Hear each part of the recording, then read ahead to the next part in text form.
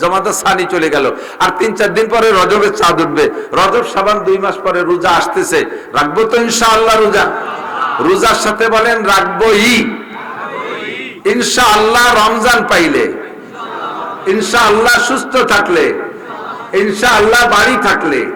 মুসাফিরের জন্য রোজা ফরজ না, আর অসুস্থ রুগ্ন যার রোগের কারণে জান নাশের ভয় থাকে, জীবন নাশের ভয় থাকে, এর জন্য রোজা ফরজ না। আর মুসাফিরের জন্য রোজা ফরজ না, আর যে রোজার আগে মরে গেল তার জন্যও ফরজ না। একজন আমারে জিজ্ঞেস করছে, হুজুর আকিকার গোশত কে খাতি পারবে না? আকিকা করেন, আকিকার গোশত কে খাইতে পারবে না? তা আমি বললাম যে আকিকার গোশত মরা মানসি খাতি পারবে না। কথা কর না কেন? আকিকার গোশ তাহলে তাজা যারা আছে, যার আকিকা সেও খাতি পারবে, তার মা বাবা খাতি পারবে, কোনো বাধা নাই, ধনী গরিব সবাই পারবে। তাহলে এক কথায় সারি দিতে হবে না? ও জিজ্ঞেস করছে আকিকার গোশ কে খাতি পারবে না? আমি বলি খালি মরা মানসি খাতি পারবে না। রমজানের রোজা রাখবো রমজান পর্যন্ত বেঁচে থাকলে, মরে গেলে তো রাখা লাগবে না। তাহলে ইনশাআল্লাহ শব্দটা সম্পর্ক হায়াতের সাথে। ইনশাআল্লাহ যদি হায়াত পাই, ইনশাআল্লাহ যদি সুস্থ থাকি, ইনশাআল্লাহ যদি রমজান পাই, হ্যাঁ, তাহলে রোজা রাখবো, রোজা রাখবো। ঠিক আছে?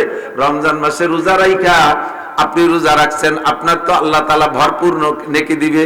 এবার আপনারা যদি কোনো ব্যক্তি দাওয়াত দেয় ইফতার করার, যদি কোনো ব্যক্তি ইফতার করায়, হাদিসে আসছে কোনো ব্যক্তি কোনো ব্যক্তিকে যদি ইফতার করায়, তাহলে ওই লোকটা রোজা রেখে যে নেকি পাইছে, ইফতার করানেওয়ালা সমপরিমাণ নেকি পেয়ে যাবে। এই ভয়ে রমজান মাসে অনেকেই রোজা রেখে আর একবারই ইফতারির দাওয়াত খাতি চায় না। 17 ঘন্টা রোজা রেখে নেকি কামাই করলাম, কষ্ট করলাম আমি, আর উনি দুটিয়ে ডাইল ভাত খাইয়ে নেকিটুক নিয়ে যাবে। বাবা আমি রোজা ইফতারি খাবো না, ইফতারি পরে যাওয়া নেই। বয়তে যে ওই বাড়ি যে ইফতার করলে তারে রোজার নেকি দেওয়া হয়ে যায়। এ জায়গা আপনার লাভ কি জানেন? ওই বাড়ি ইফতার করলে ওই লোকটা ইফতার করাইয়া যে নেকি পাইছে, তার চেয়ে আপনি তার বাড়ি খাইয়ে বেশি নেকি পাবেন। এটা আপনার জানা নাই, আমি বলে দেই। আপনি একটু ওই বাড়ি ইফতার খাওয়ার সময় ইকরামের নিয়ত করবেন। কি নিয়ত? কি ইকরাম? যে আমার ভাই আমারে ইফতার খাওয়াইয়া সে নেকির আশা করতেছে, কাজে আমি তারে নেকি দিয়ার ইকরামের নিয়ত রাখলাম। আমি তার বাড়ি খাবো, তার নেকি হবে, এটা ইকরাম না? তারে উপকার করা না? ইকরাম মানে উপকার করা। তারে এই উপকার করার নিয়তে তার বাড়ি খাবেন। আর হাদিসে আসছে কোন ভাই কোন ভাইকে যদি ইকরাম করে, ন্যূনতম ছোট ইকরামও করে, আল্লাহ তাআলা তাকে একটানা 10 বছর ইতিকাফের সওয়াব দেয়। আপনি তার বাড়ি ইফতার করে ইকরামের নিয়তে ইফতার করলেন, সে পাইলে একটা রোজার নেকি। এদিকে ওয়ালা ইনতাকাসু মিন উজুরিহিম শাইআ, আপনার রোজার থেকে একটু কমবে না, তাকে আল্লাহ তাআলা অতিরিক্ত একটা রোজার নেকি দান করবে। ফাঁকে আপনি তার বাড়ি ইফতার খাইয়ে ইকরামের নিয়তের ওসিলায় আপনি 10 বছর ইতিকাফের নেকি নিয়ে বাড়ি আসলেন। কি কায়দা চিন্তা করতে পারেন? কাজেই আপনি যে মাসালাটা শুনবেন, শিখেবেন, 4 দোকানে যে 5টা কথা গল্প করবেন, এই 5টা কথার পর যদি একটা লোক একটা কথার পর আমল করে, তাহলে আপনি ওই আমল পরিমাণ নেকি আপনি পেয়ে যাবেন। ওই লোকটার কোনো কমতি হবে না, ওই লোকটার কোনো কমতি হবে না। ফাকারা আবু হুরায়রা, কারণে আপনার বক্তাদের এই ঠোঁট আর জিহ্বা আগুনের কেচিতে কাটা হচ্ছে। এই জন্য বলতেও ভয় লাগে। আমি ইচ্ছা রাখি, আমি নিজে ইচ্ছা রাখি, আমার বয়ান যেমন আপনারা শুনতেছেন, আমার বয়ানে আমিও শুনতেছি, বরঞ্চ আপনাদের চাইতে আমি শুনতেছি আগে। আপনাদের মুখ আপনাদের কান আমার মুখ থেকে বেশ খানিক দূরে, আর আমার কান আমার মুখের থেকে মাত্র 5-6 আঙ্গুল দূরে। কাজে আমি আপনাদের চাইতে আগে শুনি। আমি দোয়া করি যেন আল্লাহ আজকের এই 5টা কথার পর আমি আমল করতে পারি, 5টা কথার পর যেন আমি আমল করতে পারি। আপনারা কি নিয়ত করতে পারেন? ইনশাআল্লাহ আমল করবই। হযরত আবু হুরায়রা রাদিয়াল্লাহু তাআলা আনহু হাদিসের বর্ণনাকারী, উনি আজকের মজলিসে উপস্থিত আছে, সব জায়গায় আগে থাকে।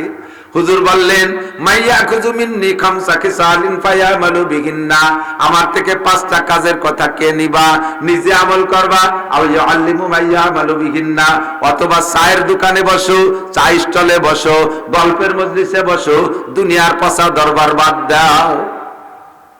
আমাদের দেশে চার দোকানগুলো হইছে মিনি সংসদ ভবন। সুবহানাল্লাহ।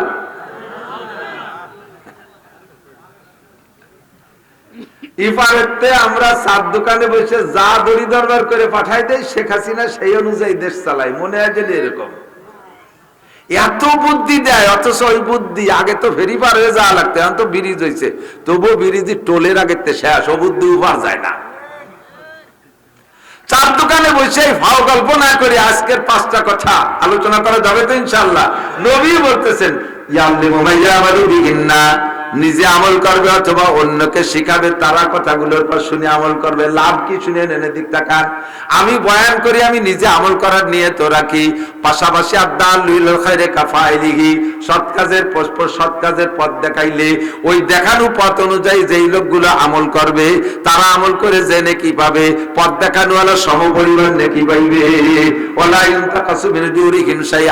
তাদের আমলের থেকে কোনো নেকি কমবে না।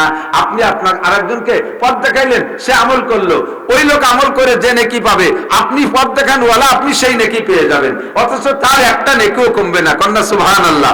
আর একটা কথা ভাগে বলিনি, রমজান মাস আসতেছে তো, আর মাত্র 2 মাস 4 দিন পরে, আজকে 26-27 রজব জমাদার সানি চলে গেল, আর 3-4 দিন পরে রজবের চাঁদ উঠবে। রজব শাবান 2 মাস পরে রোজা আসতেছে, রাখবো তো ইনশাআল্লাহ রোজা? রোজার সাথে বলেন রাখবোই ইনশাআল্লাহ। রমজান পাইলে ইনশাআল্লাহ, সুস্থ থাকলে ইনশাআল্লাহ, বাড়ি থাকলে। মুসাফিরের জন্য রোজা ফরজ না, আর অসুস্থ রুগ্ন যার রোগের কারণে